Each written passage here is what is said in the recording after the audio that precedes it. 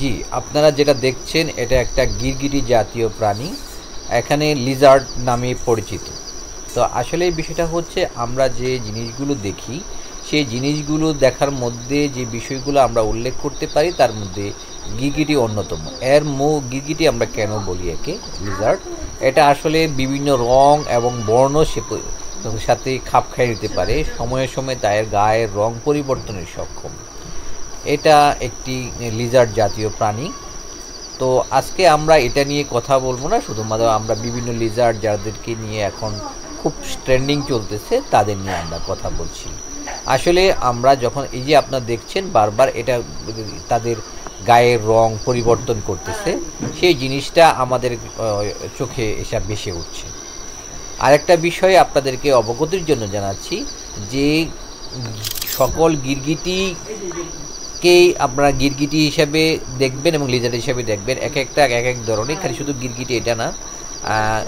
এক গুইসাপ একটা গিরগিটি প্রাণী, তারপরে কুমির একটা গিরগিটি প্রাণী, এদেরকে গিরগিটি এক একটা নামে চলে এসেছে, শুধু এটাকে আমরা গিরগিটি বলে থাকি।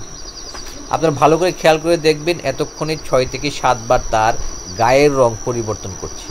অর্থাৎ এই প্রাণীটা মূলত হচ্ছে বিভিন্ন সময় তার গায়ের রং পরিবর্তন করে, অর্থাৎ পরিবেশের সাথে গায়ের রং পরিবর্তন করতে পারে। এবং এরা মূলত অর্থাৎ একদম সাইলেন্ট প্রাণী, নিশাচর প্রাণী বললেও চলে। খুব রাত্রেবেলা এরা চলাফেরা করে এবং খুব সতর্কতার সহিত চলাফেরা করে।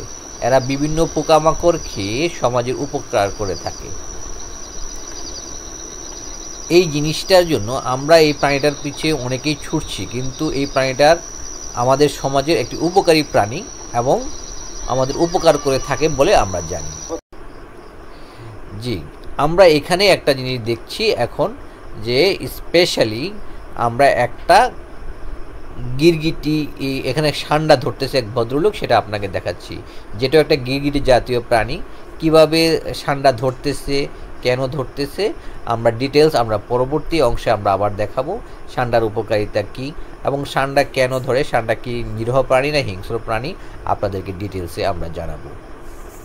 এই দেখেন সান্ডা তার পালিয়ে বাঁচতে চেয়েছিল। সান্ডা যদি হিংস্র প্রাণী হতো তাহলে এভাবে ধরা সম্ভব হতো না, এবং কারণ এটা নিরীহ একটা প্রাণী। এবং এটা ডিটেলস দেখেন কীভাবে ধরতেছে।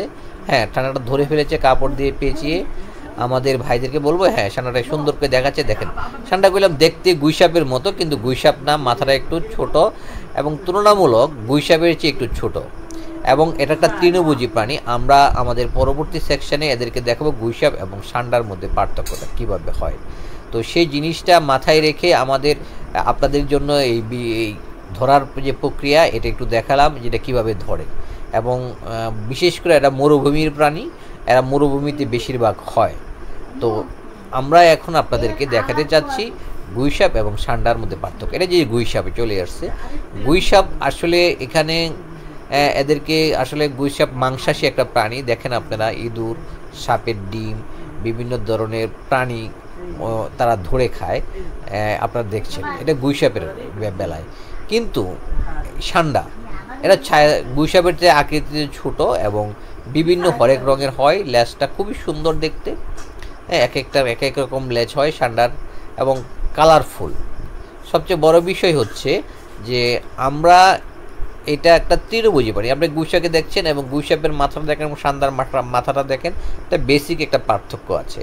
আমরা সেই বেসিক পার্থক্যগুলো আমরা তুলনামূলকভাবে কারোর সাথে দেখেন। সান্ডা এখানে তৃণভোজী প্রাণী, এরা তৃণভোজ খাচ্ছে, খুবই একটা নিরীহ প্রাণী এবং খুবই একটা ভীতু প্রাণী। কিন্তু দেখেন গুইসাপ যে কোনো প্রাণীকে আক্রমণ করতেছে, সে মাংসাশী এবং সে নর্মালি খাওয়ার অনুপযুক্ত। তো আমরা অনেকেই ভুল করে গুইসাপকে সান্ডা ভেবে খেয়ে ফেলছি। এই জিনিসটা আমাদের অনেকের জন্য ক্ষতিকারক এবং স্বাস্থ্যের ঝুঁকি আছে। কিন্তু সান্ডার ক্ষেত্রে খাওয়ার ক্ষেত্রে স্বাস্থ্যের ঝুঁকি নাই। ধর্মীয়ভাবে এটা কতটুকু সিদ্ধ না সিদ্ধ তারা ভালো বলতে পারবেন, কারণ যেহেতু তৃণভোজী প্রাণী তাহলে হয়তো বা খাওয়া যায়। কিন্তু মাংসাশী প্রাণীর ক্ষেত্রে এটা একটু ব্যতিক্রম।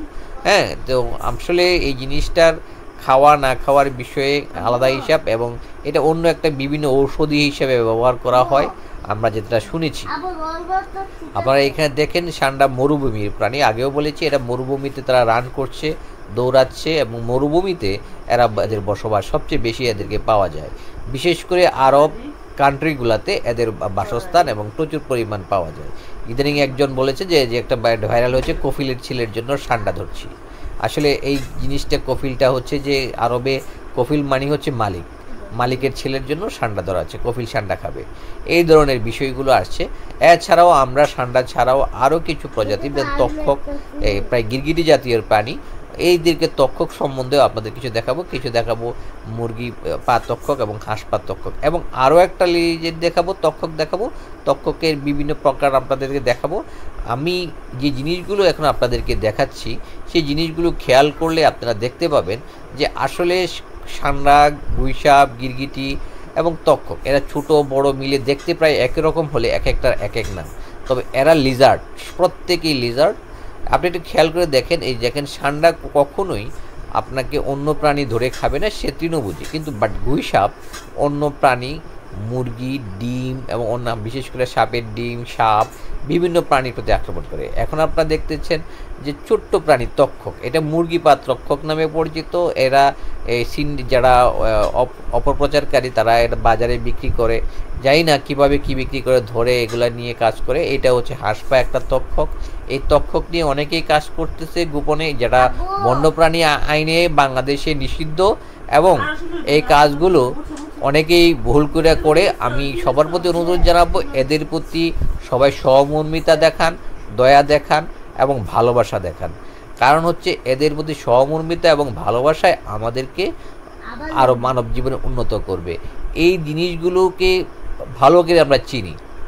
এখানে আরেকটা আমরা তক্ষক দেখাচ্ছি, এটাও আমাদের অনেকেই বিভিন্ন নামে আমরা ডাকি, কিন্তু এটাও এক ধরনের লিজার্ড, গিরগিটি বা তক্ষক। আমরা যে নামই ডাকি না কেন, এদেরকে প্রকৃতিতে সংরক্ষণ করতে হবে। এরা প্রকৃতিতে আমাদের অনেক উপকার করে, অনেক বিষাক্ত জিনিস খেয়ে ফেলে এবং পোকামাকড় ধ্বংস করে, এবং আমাদের সামাজিক যে ইকোসিস্টেম রক্ষাতে সহায়তা করে। আজকে এখানেই সবাইকে ধন্যবাদ। আসসালামু আলাইকুম ওয়া রাহমাতুল্লাহ।